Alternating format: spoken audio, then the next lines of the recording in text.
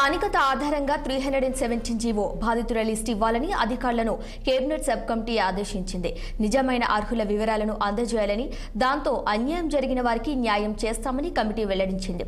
శుక్రవారం సెక్రటేరియట్లో 317 GO sub committee సమావేశం జరిగింది. గత సమావేశంలో తీసుకున్న నిర్ణయాల మేరకు పూర్తి స్థాయిలో విచారణ చేసి ప్రభుత్వానికి నివేదిక అందజేయాలని కమిటీ నిర్ణయించింది. కొన్ని ప్రభుత్వ శాఖలు పూర్తి సమాచారం అందించినా మరికొన్ని శాఖల నుంచి నిర్దిష్టమైన సమాచారం రావాల్సి ఉందని కమిటీ అభిప్రాయపడింది.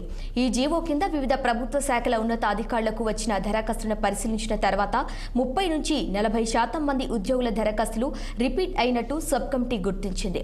కాగా ఈ జీవో వెసులుబాటును ఉపయోగించుకొని ఉద్యోగులు న్యాయపరమైన డిమాండ్లను పరిష్కరించాలనే ఉద్దేశానికి వ్యతిరేకంగా కొంతమంది వారి సొంత జిల్లాలకు పోవాలనే ప్రయత్నంలో ఉన్నారని ఉన్నతాధికారులు మంత్రుల దృష్టికి తీసుకువచ్చారు.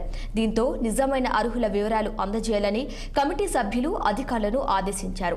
అలాగే వచ్చే నెల 3న మరోసారి సమావేశానికి కావాలని వారు నిర్ణయించినట్టు తెలుస్తోంది.